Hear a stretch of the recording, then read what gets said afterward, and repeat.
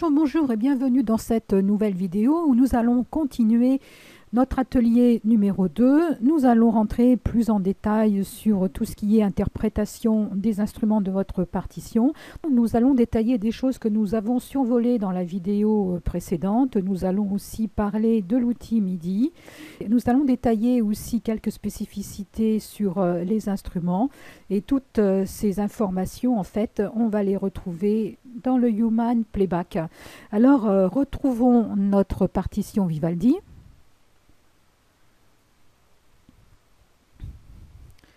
Alors souvenez-vous, nous avions ici rajouté un tri ou un mordant qui était interprété par un clavier, bien sûr, mais qui n'était pas du tout interprété par un violon. Donc on voit qu'on peut mettre des symboles qui sont interprétés par tel ou tel instrument. Et nous avons ici aussi des outils d'expression. Alors j'avais dit dans la précédente vidéo que les outils lignes avancées n'étaient pas interprétés sauf pour les soufflets. Par exemple, si nous changeons... Voilà, on va changer ça, ce piano-là, je vais rajouter un soufflet. Comme ça va nous permettre de voir aussi ces outils, comment ça fonctionne. Voilà, il faut double-cliquer ici. Et si là, je veux rajouter...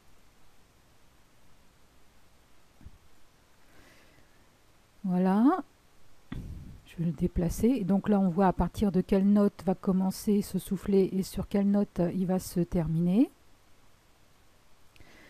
Si je fais jouer simplement que cette partie-là,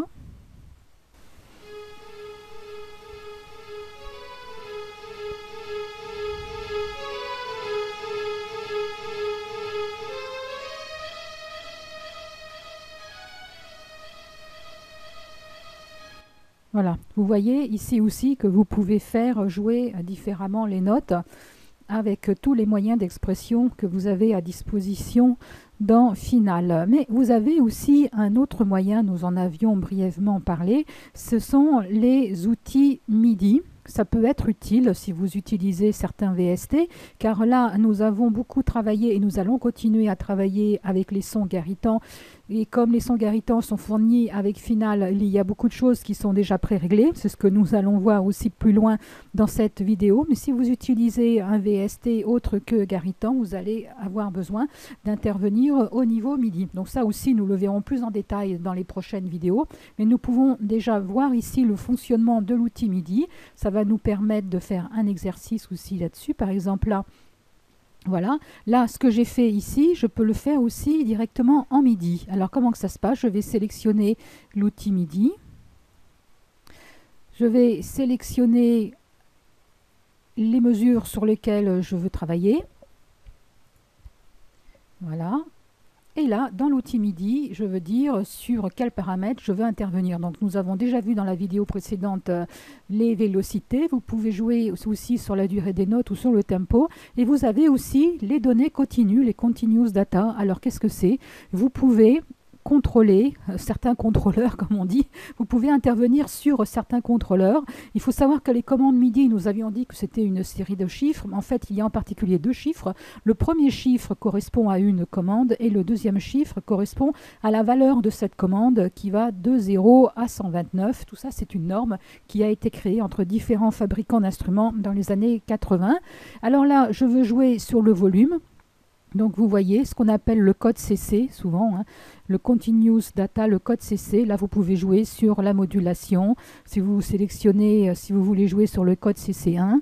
Et donc, vous avez ici toute cette série de codes. Et là, je vous fais remarquer qu'à partir de la 19, entre 19 et 32, il n'y a rien. Et en fait, chaque fabricant d'instruments ou d'instruments VST peut utiliser aussi ces Continuous Data pour ses propres besoins, chose que nous verrons aussi juste après. Donc, pour le moment, moi, je veux jouer sur le volume. Voilà. Donc, je joue sur le volume. Je dis OK. Alors bien sûr, hein, ce n'est pas un séquenceur. Hein. Avec un séquenceur, un coup de crayon, on arrive à faire un fade-in, fade-out facilement. Ici, c'est un peu plus compliqué, un peu plus lourd. Échelonné, je veux que le son aille de 0 à 120 par exemple. Voilà, rappelez-vous, hein, les codes MIDI, on envoie des commandes et sur ces commandes, on leur envoie une valeur qui vont de 0 à 120. Là maintenant, je vais sélectionner ces deux mesures. Je suis toujours dans les Continuous Data, je veux les échelonner de 120 à 0. Alors souvent, moi ce que je fais quand j'ai une partition sur des VSP, quand je travaille sur le MIDI, c'est qu'ici, vous n'avez aucune trace. Alors si vous avez une dizaine, voire plus de portées, dizaines, vingtaine, trentaine de portées, vous allez oublier ce qu'il y a, car c'est pas évident de les voir par la suite. Et vous allez oublier si vous avez mis des continuous data ou des commandes MIDI sur vos portées. Alors moi je rajoute tout simplement, avec l'outil texte, un petit texte pour dire... Voilà par exemple, bon j'ai pas trop le temps de faire joli, mais voilà, un CC7 de 0 à 120. Vous mettez des textes comme ça pour vous. Et là je vais en mettre un autre, si je me trompe pas c'était ici.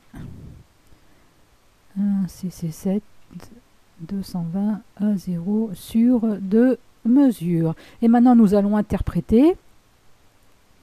Hop, nous allons jouer.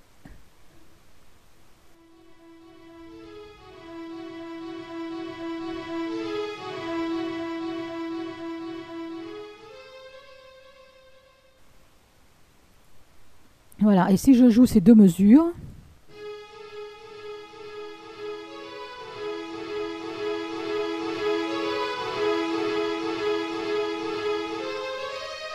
voilà, vous voyez que l'effet est presque le même. Presque, pourquoi? Parce que moi je suis allé de 120 à 0, donc ici on n'a plus de volume du tout. Tandis que là, le soufflet, lui, ne va pas de 120 à 0, il ne va pas à 0 en fait, et les notes continuent en piano, continuent à jouer. C'est pour ça qu'on les avait entendues, et ici par contre, on n'entendait plus rien. Donc voilà, on a vu comme ça, on a fait une petite initiation de l'outil MIDI.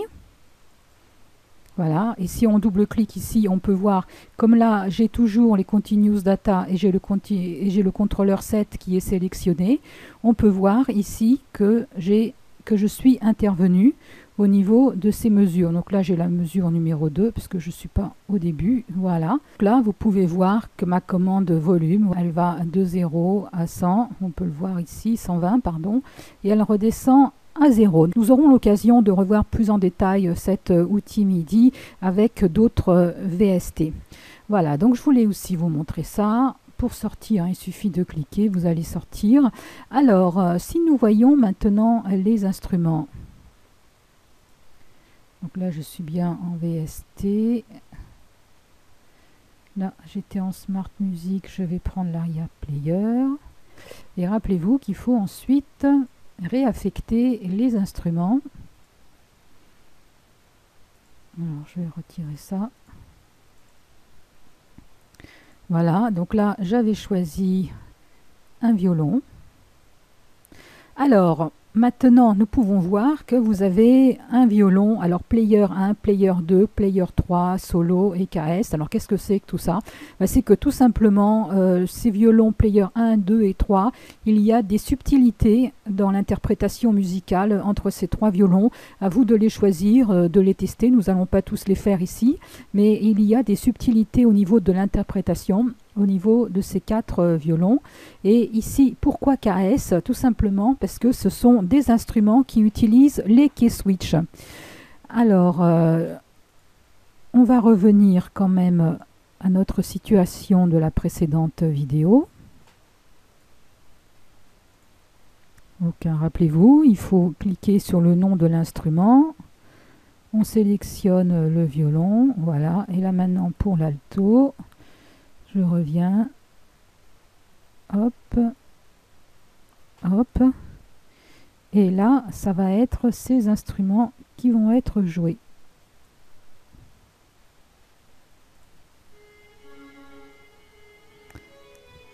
Alors bien sûr, il y a ici mes bidouilles.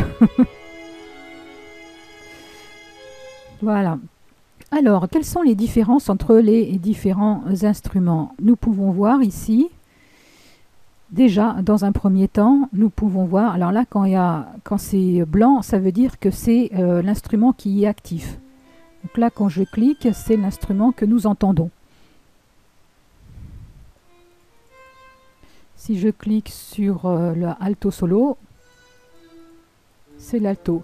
Et donc là, nous voyons l'ambitus, c'est-à-dire qu'un instrument, il joue sur une certaine hauteur de note, il a une note minimum et une note maximum. Et donc ici, avec le clavier, on peut visualiser très facilement quelles sont les notes qui sont jouées. Toutes les notes que vous allez jouer en dehors de cette zone éclairée, c'est-à-dire de la note minimum et de la note maximum, ne vont pas être jouées. Alors ces notes aussi, c'est du MIDI, n'oublions pas. Donc ces notes, elles ont un code, et le Do du milieu, c'est la note 60. Nous verrons plus tard pourquoi c'est important. N'oubliez pas qu'ici c'est de la note 60. Toutes ces notes qui sont en dessous, elles sont inférieures à 60, et toutes ces notes qui sont au-dessus, elles sont supérieures à 60. Donc voilà, donc chaque instrument a un ambitus. Si par exemple je choisis un autre instrument, oui, par exemple un orgue, bien sûr.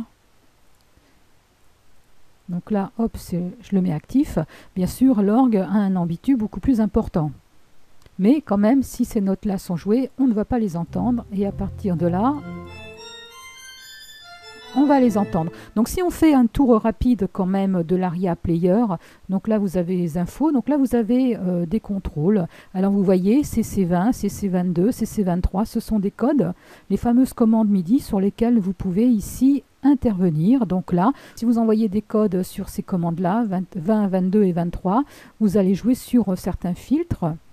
Donc là vous avez un mixeur aussi pour l'équilibrage entre les différentes voix, si vous avez des instruments qui jouent plus fort que d'autres, ou si vous avez des instruments solo que vous voulez faire ressortir par rapport à un accompagnement, même si le Human Playback aussi permet d'intervenir là-dessus. Et là, donc là, les effets, c'est des effets reverb. Vous pouvez décider, par exemple, voilà. Donc là, vous allez avoir une certaine ambiance, une certaine reverb en fait. Alors plus ou moins importante.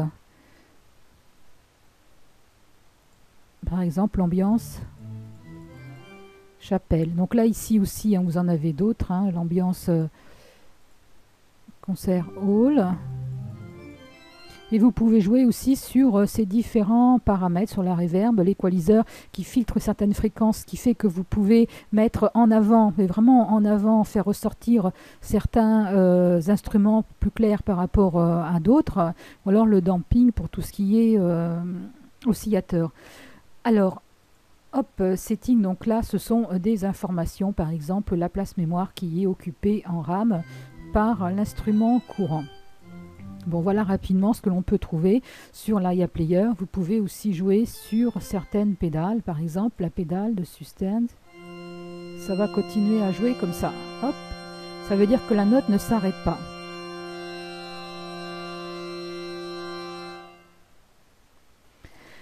Alors, nous allons revenir maintenant au fameux key switch. Si nous revenons à nos instruments cordes, à nos ensembles, par exemple les sections violon, là vous allez voir que vous avez les violons arco, KS, pizzicato et tremolo qui sont différentes techniques instrumentales. Alors vous pouvez bien sûr sélectionner les violons pizzicato et tremolo et faire des changements de patch dans votre partition si vous voulez passer d'une technique pizzicato à tremolo au cours de votre partition, ou alors des jeux au niveau de l'archet, c'est surtout pour le suspense.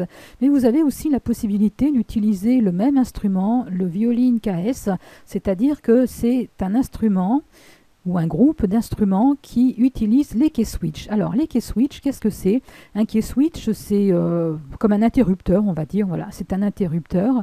C'est un bouton. Alors ici, il n'y en a pas particulièrement, mais nous allons pouvoir les contrôler avec des boutons. Pour les personnes qui sont habituées à contact dans certains instruments, les key switch sont utilisés par certaines touches, on les voit ici.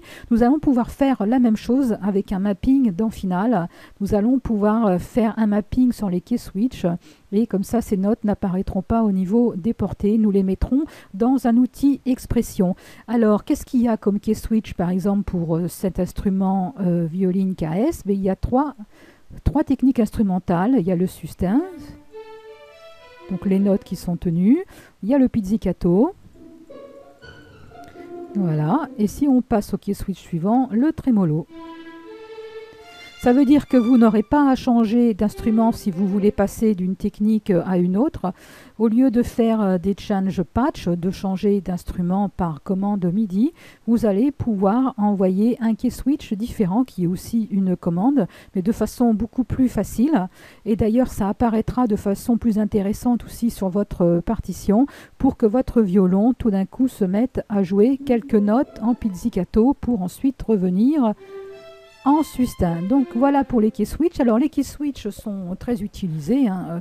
Il y a même carrément des instruments où vous avez des grooves, vous avez carrément des morceaux de musique. On peut voir par exemple avec Contact Cuba carrément des accompagnements entiers qui sont faits lorsque vous appuyez sur un key switch.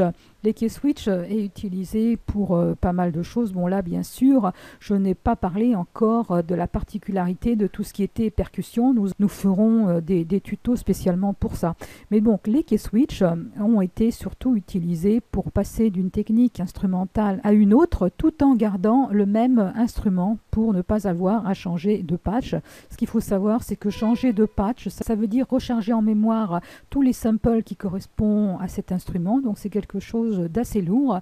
Le fait d'utiliser les key switch, vous chargez votre instrument en mémoire avec tous ces samples au départ et ensuite vous n'avez qu'à jouer sur le key switch pour changer de technique instrumentale. Donc voilà pour les key switch. Alors les key switch sont aussi utilisés pour les instruments avant. C'est utilisé pour toute technique instrumentale que vous avez besoin de changer en cours d'un morceau pour avoir une meilleure interprétation de votre partition.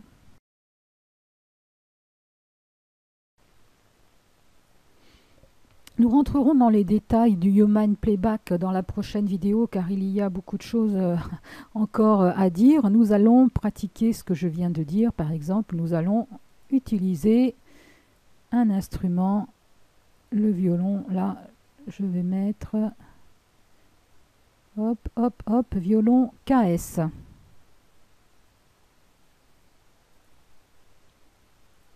Voilà, nous allons le faire jouer.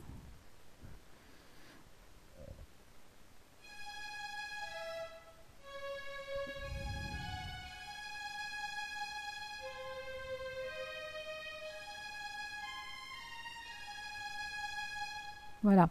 Alors si par exemple je veux changer, là si je veux jouer pizzicato par exemple, je vais rajouter un outil d'expression, voilà. Par exemple, je vais faire créer mon dynamique, pourquoi pas. Là je vais rajouter pizz. Et là dans le type, en fait, c'est le dump en anglais, ça va être transfert. Documenté, ici vous allez choisir transfert.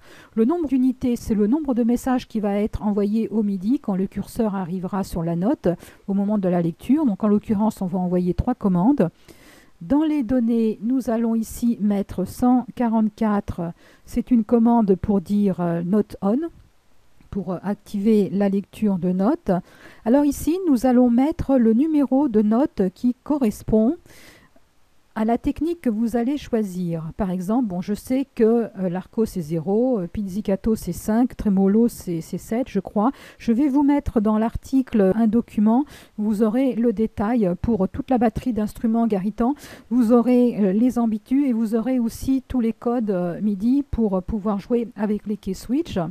Et donc là, je vais mettre 5 pour pizzicato et puis là, je vais mettre 127. Alors pourquoi 127? Ça veut dire que si jamais la note numéro 5, c'est la hauteur de note, rappelez-vous que nous avions dit que 60 c'était le do du milieu, donc 5 c'est une note très très grave, mais si jamais cette note arrive dans l'ambitus d'un instrument qui est jouable, eh bien, elle ne sera pas jouée, tout simplement. Et donc là, je dis OK, OK, et là je dis assigner. Voilà, et là j'ai assigné mon pizzicato sur ces notes-là. Alors il va falloir que je revienne après sur le trémolo ou sur autre chose. Donc là je dis par exemple dupliquer, voilà, éditer. Je vais revenir sur trémolo, transfert, OK. Je vais envoyer 3. Donc ça a été traduit en hexa. Très bien, parfait. Je dis 144. Là, je vais dire trémolo 7. C'est trémolo ou sustain, je ne sais plus. Et là, 127. OK, OK. Et je vais la signer. Voilà, hop, trémolo, pils. Je vais jouer en solo et on va repartir à partir de 1. Non, je préfère mettre comme ça. Voilà. Pof, on va jouer à partir de 2.